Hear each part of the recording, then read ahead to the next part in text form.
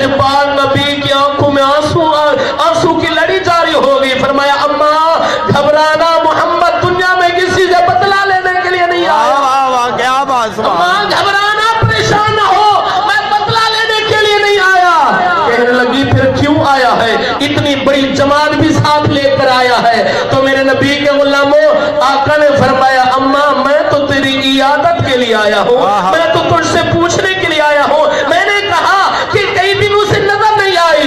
मेरे नबी के गुलामों, बुढ़िया कहने लगी इतना लजपाल नबी, इतना लजपाल नबी कि जो गैरों की खबरगिरी करता है, मैं ऐसा सलूक करूं फिर भी मुझे तन्हा नहीं छोड़ा, मैं ऐसा सलूक करूं फिर भी इयादत के लिए आ जाए। कहने लगी मेहरबानी फरमा, मेहरबानी फरमा, अपना कलमा पढ़ा।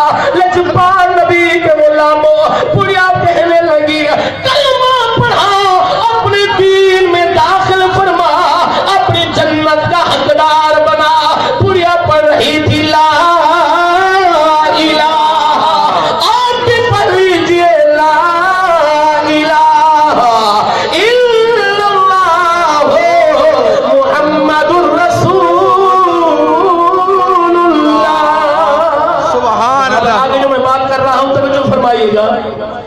हुजूर ने फरमाया तू तो मुझे कहन कहती थी, तू तो मुझे जादूगर कहती थी, आज फिर कैसे एक ही वजह से कलमा तूने पढ़ लिया।